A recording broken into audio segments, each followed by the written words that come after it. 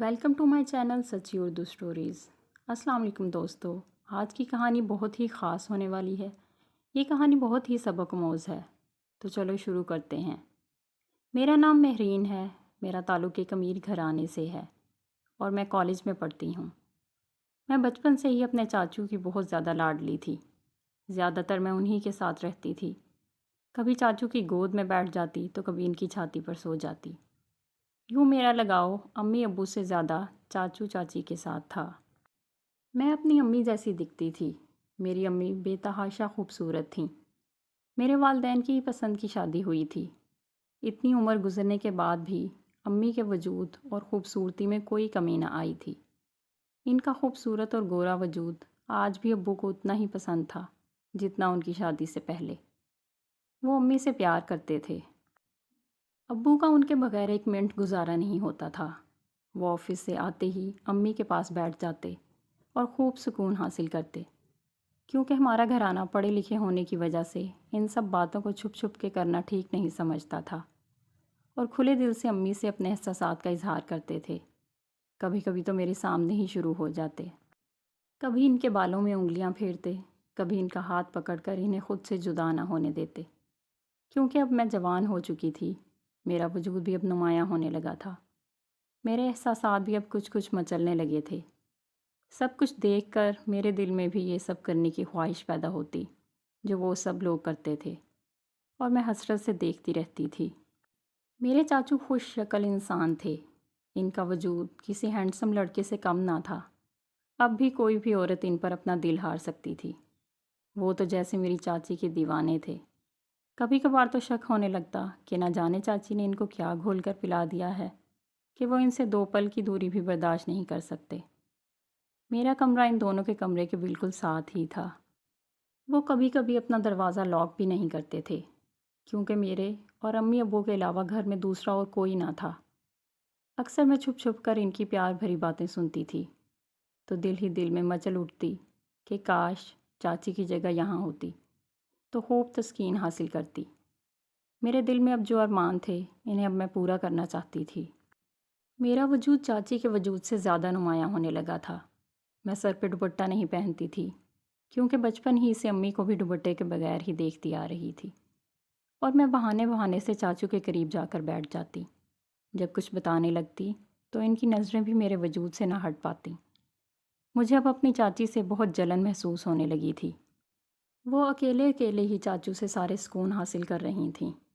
ایک رات میں پانی پینے کے لیے اٹھی تو میں نے وہ منظر دیکھا جو شاید مجھے نہیں دیکھنا چاہیے تھا۔ بس پھر اس دن کے بعد سے میں تو چاچو کی دیوانی ہو گئی تھی۔ وہ کس طرح چاچی کو راحت اور سکون پہنچا رہے تھے، اور اسی راحت اور سکون کی طلب اب میرے اندر بھی مچل رہی تھی۔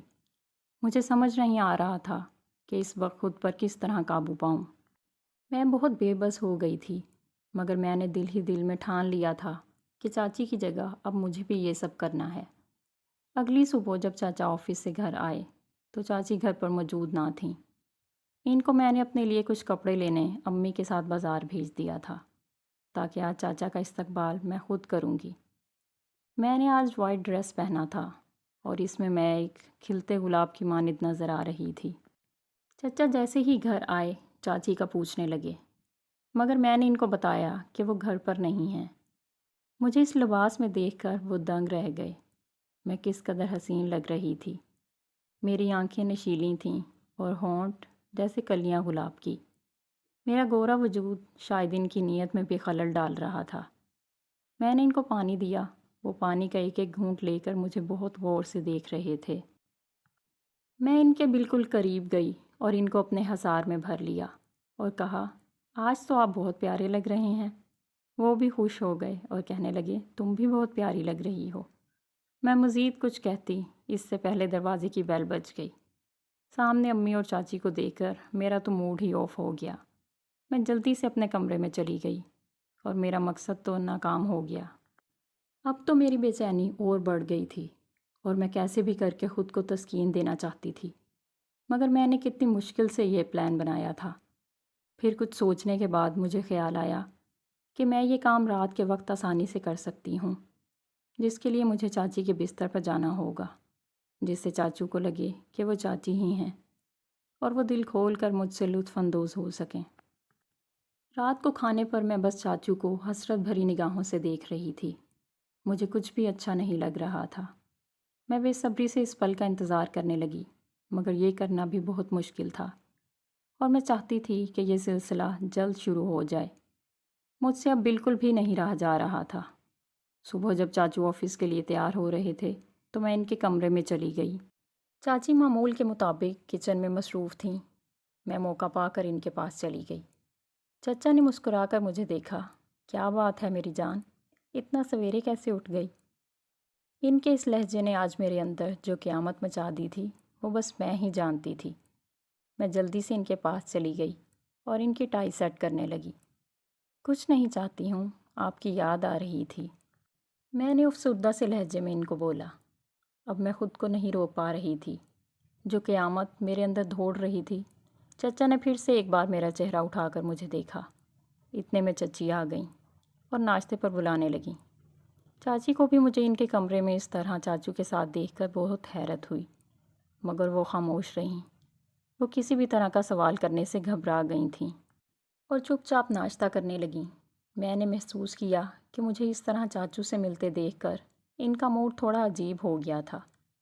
میں ان کو ناراض نہیں کرنا چاہتی تھی، اسی لیے اب میں نے سوچا کہ کچھ اور پلان بنانا پڑے گا۔ آج رات امی ابو دونوں کہیں پارٹی پر جانا چاہتے تھے۔ میں گھر پر اکیلی تھی اور میں نے بھی پوری طرح منصوبہ بندی کر لی تھی کہ آج رات مجھے کیا کرنا ہے اور کیسے کرنا ہے۔ میں نے چاچی کا بستر اپنے کمرے میں لگا لیا اور طبیعت کی خرابی کا بہانہ بنا کر ان کو اپنے ساتھ سونے کا کہہ دیا۔ وہ بہت تھکی ہوئی تھیں، اس لیے میرے ساتھ سو گئیں۔ رات کے 2 بجے میں اٹھ کر ان کے بستر پر جا کر لیٹ گئی۔ چاچو نے سمجھا شاید چاچی کو ان کی ضرورت ہے، اس لیے وہ ان کے پاس جا کر لیٹ گئی ہیں، مگر اصل میں ضرورت تو مجھے تھی۔ میں جیسے ہی ان کے پاس کمرے میں گئی تو انہوں نے مجھے چاچی سمجھ کر میرے وجود کو ہاتھ لگایا اور کہنے لگے، ارے واہ، یہ تو آج بہت پرجوش لگ رہی ہیں، اور پہلے سے زیادہ سخت بھی۔ اور پھر بے ساختہ انہوں نے مجھے اپنی باہوں میں لے لیا۔ پھر تو جیسے میرے وجود سے مزید قیامت ابھرنے لگی۔ ان کی اس حرکت نے میرے اندر بجلی گرا دی تھی۔ میں پوری طرح مچل رہی تھی۔ کمرے کی لائٹ میں نے آف کر دی تھی، کیونکہ چاچی بھی کمرے کی لائٹ آف کر کے یہ کام کرتی تھیں۔ اب میں ہر طرح کی قید سے آزاد ہو چکی تھی اور چاچا نے بھی اپنا سب کچھ میرے حوالے کر دیا تھا۔ مجھے اتنا سکون آ رہا تھا کہ میں جیسے آج اپنا مقصد حاصل کرنے والی ہوں۔ چچا کا بس نہیں چل رہا تھا کہ وہ ساری حدیں پار کر دیں۔